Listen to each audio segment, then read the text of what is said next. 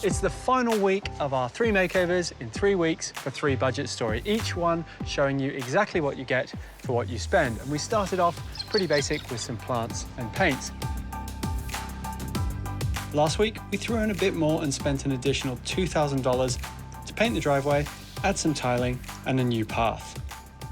And this week, we're going all in with maximum budget for maximum impact.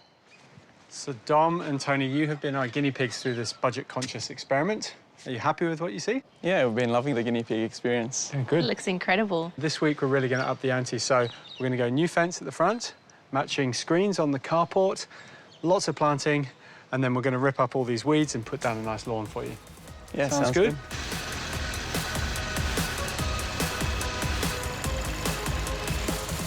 We're basically taking a patch of weeds and we're going to turn it into a lovely green lawn. Now, to remove the old weeds, you need to get yourself a Graham. Graham's generally attached to a turf cutter, and he's taking what would take a full day and turning it into about half an hour's worth of work.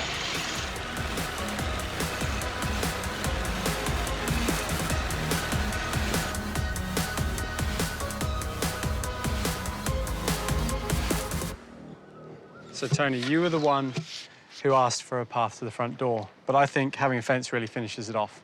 Are you a fan? Yeah, definitely. It'll give us a bit of privacy and it'll complete the Australian dream of owning a own home. And absolutely, the Australian dream. I love it, the white picket fence. Yeah. All right, let's get some concrete in these. All right. Sure, let's get some water in this hole. Can I get you to give it a bit of a mix, poke around? Right, with the post done, we're going to move on to the rails.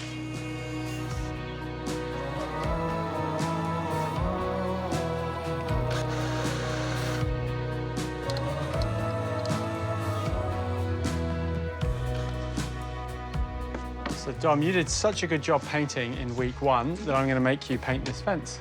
Okay. Sound good? Yeah. So, because picket fences are all fiddly, it's much easier to paint these long sticks before you cut them up. So, leave you with a roller, some paint, and I'll go help Sean out the front. Thank you.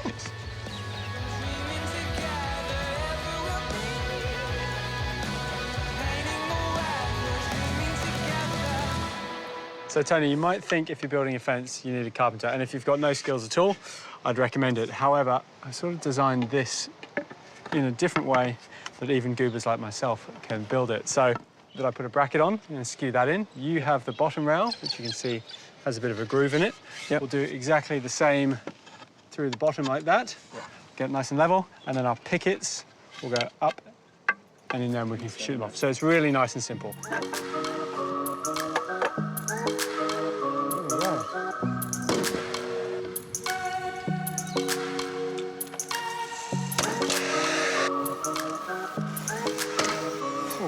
Only another 6,422 to go. Boring. I might leave this to Sean. I think I've got some edging to do. You all right with that? All good. At least I know it'll be done properly. Yeah. I'll go make us a cup of tea. You're not wrong. He's not wrong.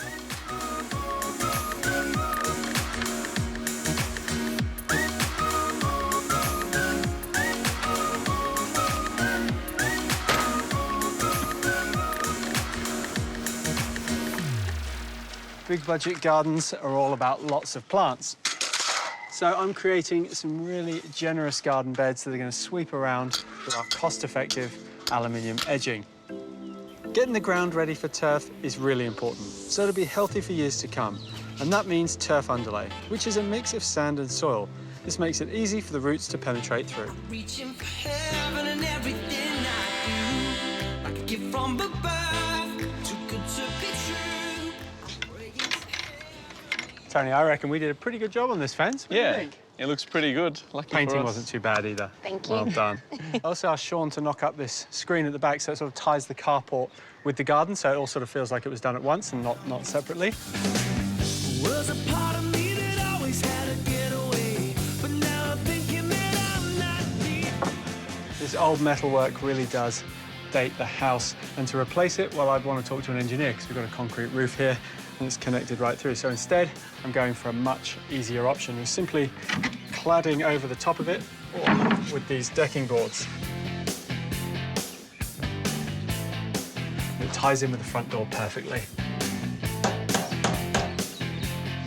Hey, that's a nice post, Charlie. It looks good, doesn't it? Yeah, it looks really good. Great. But now I'm going to banish you inside. Okay. So we've got plants, we've got grass, there's going to be big impact. It's going to happen really quickly, and I want to surprise you guys. Okay. Oh, we're excited. Go on, back inside then. Keep the blinds closed as well. Now, I know I have been banging on about this being a big budget makeover, and for me, that is all about the plants. So I have rammed these garden beds full of planting. We've got a mixture of texture, colour, different heights, different shapes. I'm using this incredible plectranthus called Velvet Diva. Have a look at those flowers, they're absolutely amazing. If you don't like this, well, I'm terribly sorry, but we can't be friends anymore. To bring in an architectural element to our planting, I'm using this. This is the Brescianoria, or Mexican lily.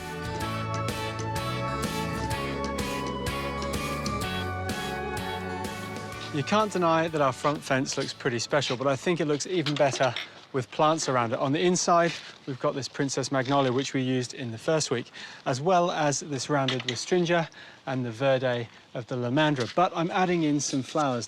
This is a little native called Brachycomb. The variety is Breakaday, and it's got these great little flowers on it. It's just going to add a sense of softness to the front of the bed.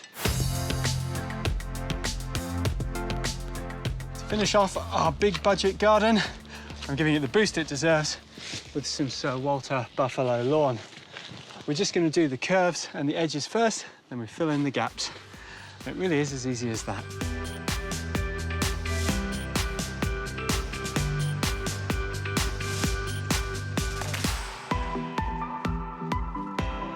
Right, let's go get them. You guys ready? Yes, we are. Come have a look. All right. We hope they like it. Wow. Oh, wow. What a difference. Looks Yeah. amazing. It looks awesome. You like it? Yeah, beautiful. Incredible. What a difference. Do you remember what it looked like when we started? I mean, we did the first makeover, which was a clear out, some paint and a few plants. Yeah. We then upped it. We did the driveway. You got your path and the tiling. And now this to finish it off. Yeah, wow. Amazing. How good does the path look with the green and the tibucinas next to the white fence? Look at you busting out the I've tibucinas. learned a few things off you, Charlie. Yeah, learn how to dig a hole. In those white shoes, which is very impressive. They've stayed quite clean. I know, amazing. So, Dom, what's your favourite part of the front garden? It's hard to choose, but I must say it might be the white fence. It's just a nice addition, really ties everything in really nicely and makes it feel like a home. It's beautiful. We threw quite a bit of cash at this one, almost 10 grand all up, but we've totally transformed the front of this house. You know, we have done a lot here and we have really pushed the boat out on this front garden. If you guys at home think this is too much, hopefully you can get some inspiration from the things we've done in the other makeovers, and then you can go from there. Sounds good. Right, Wow. keys are Thanks being so handed over much. to you now. You've got to look after it. Thank you Thank so much. you. Really appreciate it.